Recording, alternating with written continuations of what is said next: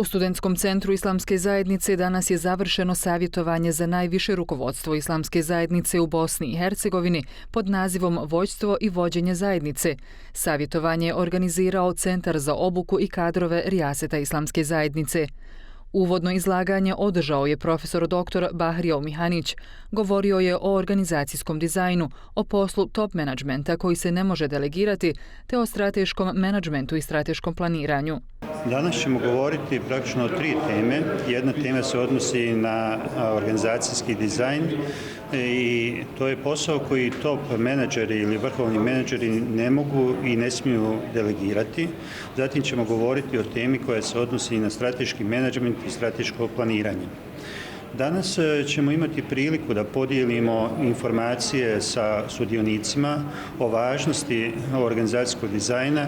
Posebno ćemo apostrofirati nekoliko elemenata kao što su strategija, struktura, ljudi, nagrađivanje i procesi. Kad se tiče strateškog menadžmenta, onda je to jedan proces koji je jako prisutan u kompanijama i u korporacijama koje su danas vrhunske korporacije, koje bilježe nadprosječne rezultate i mi zapravo želimo danas vidjeti mogućnost da se transferira takvo iskustvo i u rad Islamske zajednice Bosne i Hercegovine.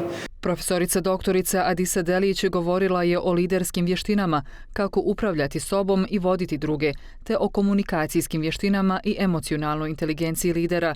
Nakon izlaganja održana je i diskusija učesnika.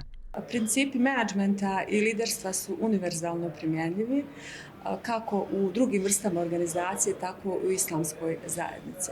U skladu sa savremenim trendovima liderstva i menadžmenta, mi ćemo danas govoriti o savremenim koncepcijama koje su danas u svijetu najaktuelnije i upoznaćemo naše polaznike, članove današnjeg skupa sa tim najnovim trendovima.